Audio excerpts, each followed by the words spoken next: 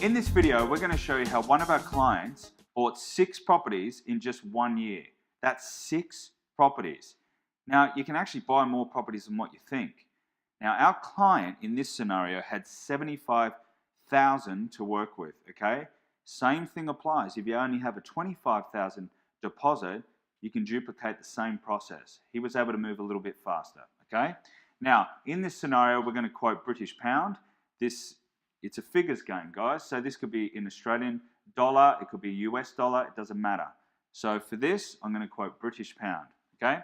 So as I mentioned, he had 75,000 to work with, yeah? So in this scenario, he bought 3 properties straight off the bat, okay?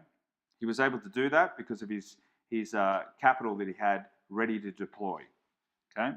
So at this stage, the banks need 75% loan to value, okay? So which means that he has to put in a 25% deposit.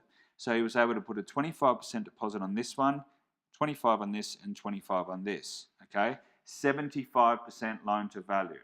That means that we're borrowing 75 off the banks and we have to put in 25% blood money, okay? Now, obviously each property wasn't exactly 100,000, but we're just rounding this off so it's going to be easier to understand, okay? But at Full Circle to You, we usually advocate sticking between the 100 and 150,000 pound properties, purely because they cash flow better, okay? And that's why we're in this game, to cash flow, get that monthly residual income every month, okay? So in this instance, 100,000. So if we were to work out 75% loan to value based off 100,000, what would that be? Do we know yet? Get your calculators out. I'm going to show you. So 0.75 times purchase price, 100,000, equals what? What'd you get? Did you get this? 75K? Good. That's what you should get. So that means if this is 100,000, that's 75K, our deposit of 25% equals what?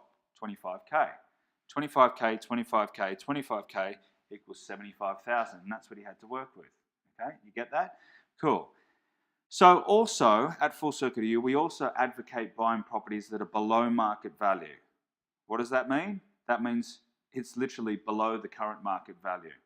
So in this instance, the property that he purchased, or all 3 of them, basically were 134,000, okay? Thinking, how's that possible? Well, it is. He bought it 100, so he bought a discount, but it was actually worth 134, okay? So what he did 8 months later was went back to the bank manager and said, excuse me, Mr. Bank Manager, my property is worth 134. And he said, okay, we'll send out a valuer and we're going to value the property. Valuer comes back, yeah, 134. I believe they're worth 134. Bank manager gets out the big document. We're signed off, okay?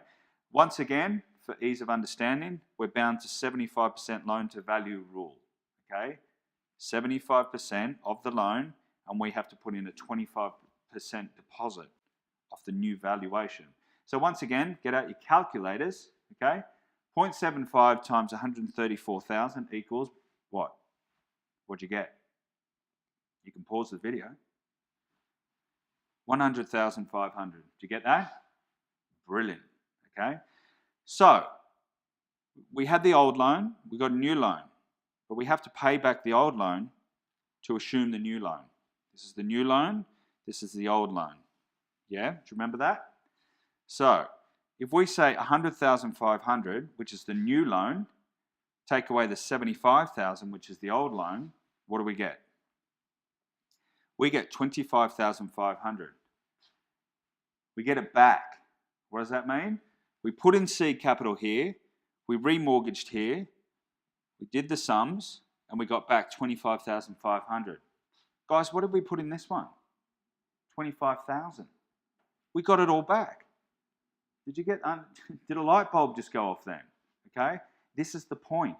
We bought it at a discount, we got our money back through remortgage, we got 25,000, we actually made 500 off each deal, 500, 500, 500. But did we sell the property? No. Brilliant. Do we still get cash flow? I hope so, because that's the point of what we do. We buy assets that cash flow.